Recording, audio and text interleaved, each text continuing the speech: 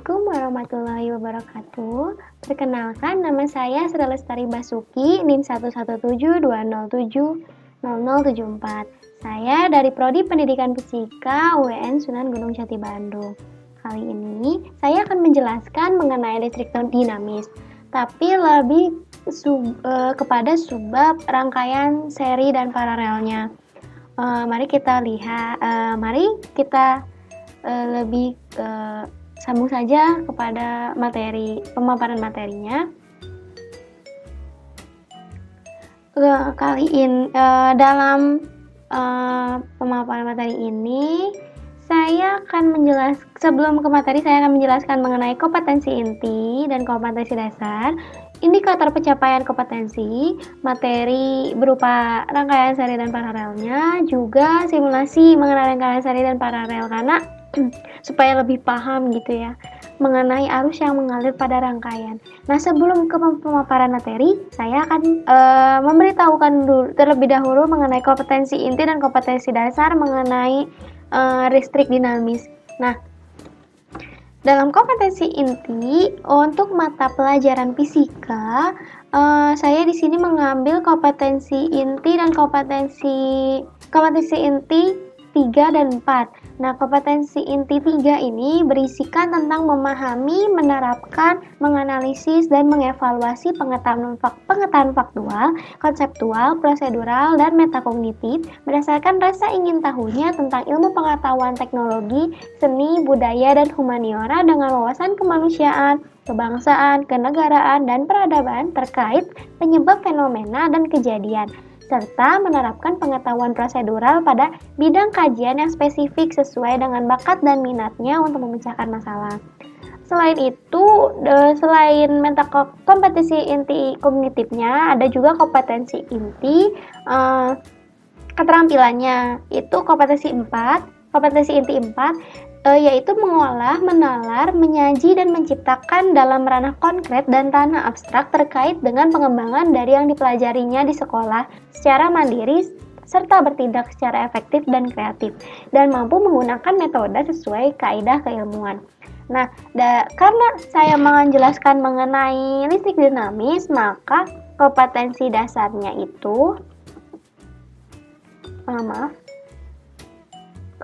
kompetensi dasarnya itu adalah listrik DC. Nah, jadi listrik dinamis ini termasuk ke dalam listrik DC, di mana materi ini terdapat pada mata pelajaran fisika kelas 12 di bab pertama. Nah, itu adalah di mana kompetensi dasarnya itu berisikan tentang menganalisis prinsip kerja peralatan listrik searah DC berikut keselamatannya dalam kehidupan sehari-hari. Sedangkan untuk kompetensi dasar keterampilannya itu melakukan percobaan prinsip kerja rangkaian listrik searah DC, rangkaian listrik searah atau DC dengan metode ilmiah berikut presentasi hasil percobaannya. Nah, karena saya menjelaskan hanya rangkaian seri dan paralelnya, maka diharapkan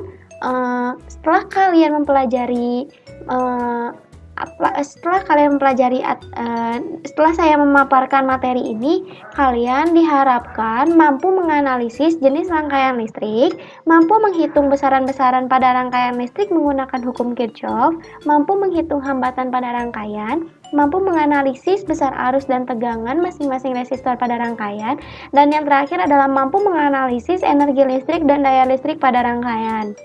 Nah, diharapkan setelah mempelajari materi ini, kalian memiliki pencapaian kompetensi kelima ini.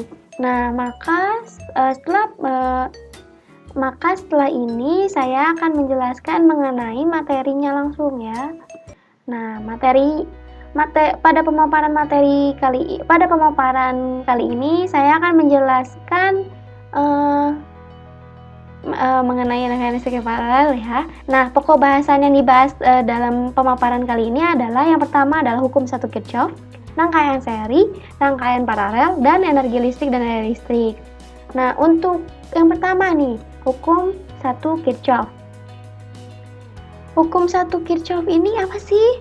Nah, hukum 1 Kirchhoff ini berkaitan dengan arus listrik yang mengalir pada suatu rangkaian. Nah, makanya kenapa saya menjelaskan hukum 1 Kirchhoff dulu, karena sebelum ke rangkaian seri dan rangkaian paralel, maka kalian juga harus memahami dulu hukum 1 Kirchhoff. Nah, di mana hukum ini berbunyi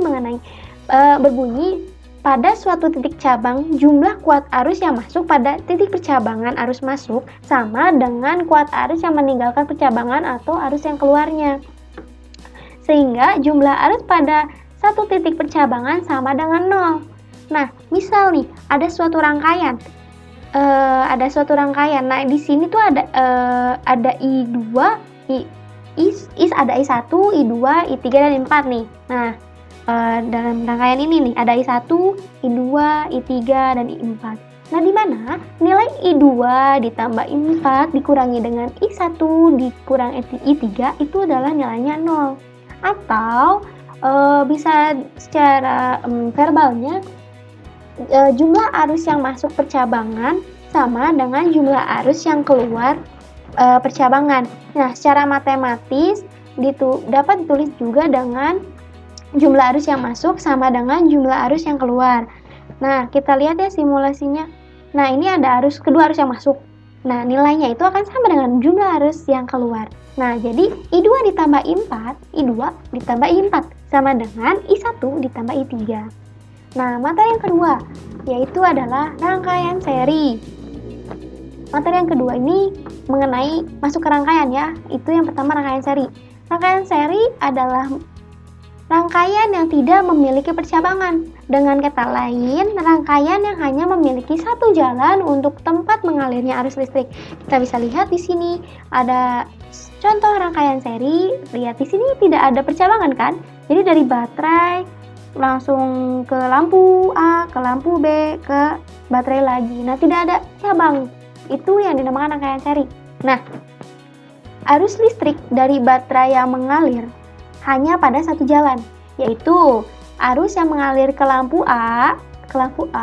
Jadi dari baterai nih ya, arus listriknya mengalir ke lampu A, kemudian ke lampu B, dan kembali lagi ke baterai. Nah, lampu dalam konsep ini diposisikan sebagai hambatan. Hambatan pengganti dari beberapa penghambat yang disusun secara seri adalah jumlah dari masing-masing hambatan. Hambatan pengganti atau hambatan substitusi atau RS adalah hambatan jika terdapat beberapa penghambat dalam suatu rangkaian. Nah, untuk penjelasan lebih jelasnya, kita bisa lihat simulasi mengenai rangkaian seri. Saya sudah membuat simulasi rangkaian seri ya. Nah, kita lihat di sini saya buat ada rangkaian seri. Dia bisa dijalankan. Nah, misalnya ini segitiga ini adalah arus. Anggap aja ini adalah sebuah arus. Penjelasannya, ini merupakan sifat-sifat rangkaian seri juga ya. Hambatan pengganti pada rangkaian sama dengan jumlah semua hambatan pada rangkaian. Artinya, semakin banyak lampu, semakin besar hambatannya. Nah, maka pada rangkaian ini nilai hambatan totalnya itu adalah R1 ditambah R2 ditambah R3. Nah, karena di sini hanya memiliki satu jalur, maka nilai hambatannya tinggal ditambahkan saja. Nah, untuk menentukan kuat arus pada setiap hambatan atau kuat arus pada masing-masing lampu sama dengan kuat arus hambatan pengganti. Maka ketiga resistor pada rangkaian ini akan dialiri arus listrik yang sama besar. Jadi nilai arus pada R1, nilai arus pada R2, dan nilai arus pada R3 itu akan nilainya sama dengan arus totalnya gitu. Maka di sini tidak perlu gitu kalian repot-repot menghitung. Jika sudah diketahui nilai I-nya, itu sudah pasti nilai I-nya itu akan sama dengan I1, I2, dan I3. Berbeda dengan tegangan. Nah, pada rangkaian seri tegangannya itu memiliki nilai yang berbeda-beda pada setiap resistornya. Nah, jumlah tegangan semua hambatan dari masing-masing lampu bernilai sama dengan nilai tegangan pengganti. Nah, artinya tegangan totalnya itu sama dengan tegangan 1 ditambah tegangan 2 ditambah tegangan 3. Nah, jadi nilai tegangan pada R1 itu belum tentu sama dengan tegangan pada R2, ini tuh bergantung pada nilai hambatannya. Terus sifat yang lainnya itu, jika salah satu bagian dari rangkaian seri tidak terhubung atau putus, maka aliran arus akan berhenti. Misalnya nih, dalam 3 lampu ini ada salah satu yang padam, misalnya di R1. Maka lampu yang kedua dan lampu yang ketiga itu akan ikut mati juga. Kita analogikan seperti ini deh. Misalnya nih ya, ini kan cuma satu ya alirannya gitu, hanya cuma satu jalurnya. Nah, tiba-tiba si R1 ini mati. Maka tidak akan ada arus yang mengalir pada R2 dan R3. Makanya jika R1 mati, maka R2 dan R3 juga akan ikut mati. Nah, selain itu, semakin banyak lampu yang dipasang secara seri, maka semakin redup nyala lampu yang dihasilkan, karena dia membagi 3 arus kan. Jadi, misalnya nih ada arus total.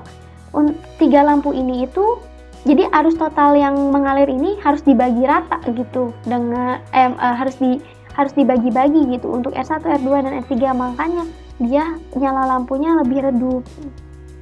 Nah, kita lanjut ke materi selanjutnya.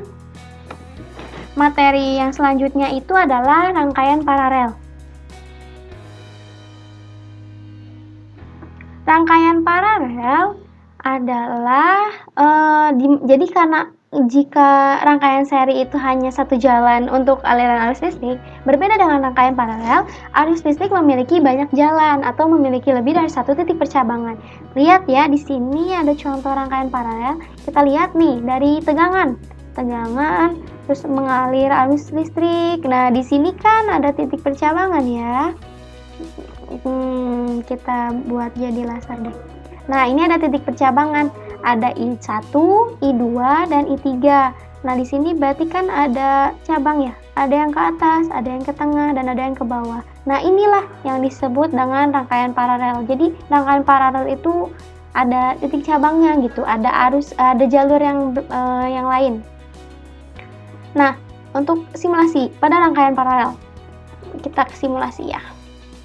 Nah, rangkaian paralel itu, nah tampilannya kan seperti ini.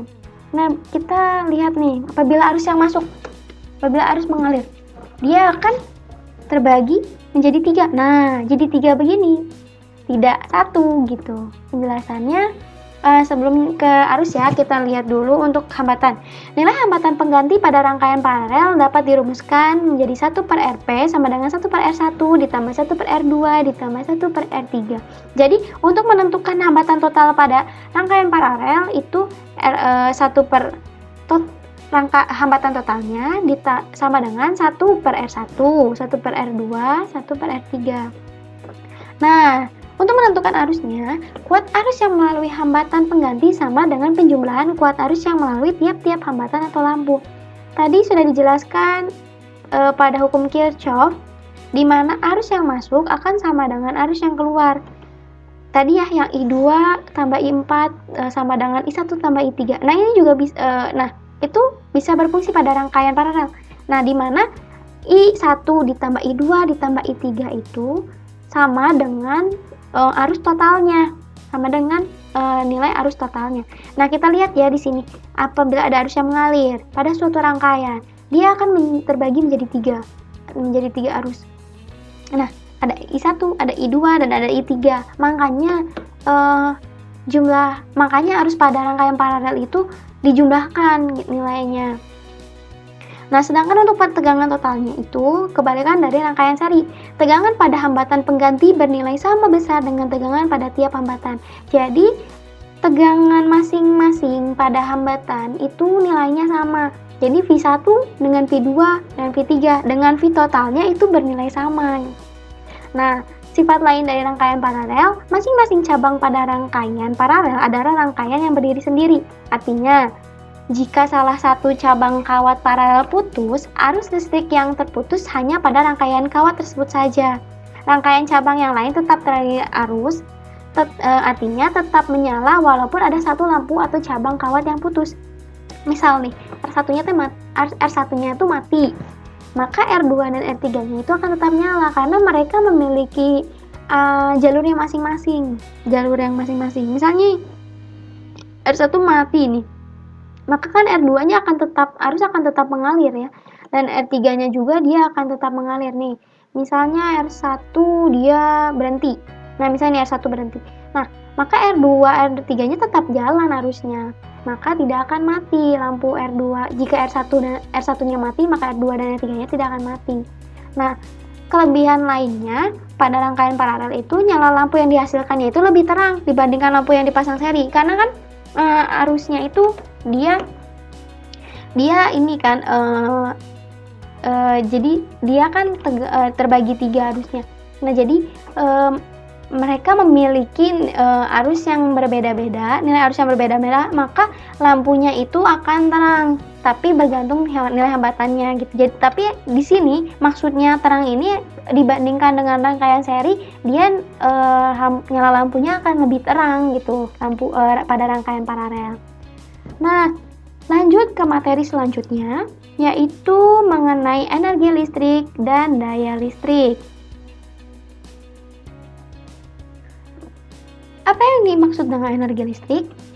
Energi listrik merupakan energi yang dihasilkan oleh arus listrik pada suatu penghantar. Energi ini termasuk salah satu bentuk energi yang paling sering dan paling banyak digunakan dalam kehidupan sehari-hari. Di masyarakat kita atau tepatnya di Indonesia, penggunaan energi listrik dihitung tiap kWh, yaitu satuan dari energi yang digunakan per satuan waktu.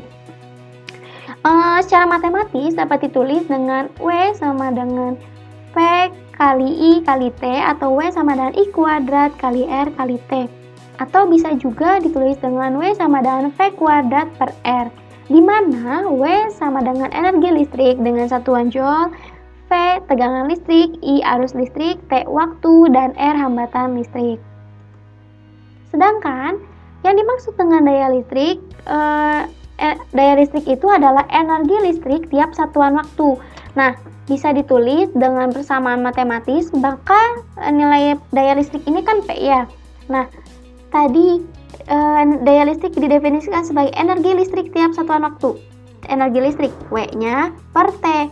Nah, jadi nilai P itu W per T, atau bisa ditulis dengan V kali I, atau dapat ditulis I kuadrat kali R, atau sama dengan P kuadrat per R, di mana P itu adalah daya dengan satuan volt, ampere, atau watt, dan kita bisa juga ubah menjadi kWh atau kilowatt hour atau kilowatt jam.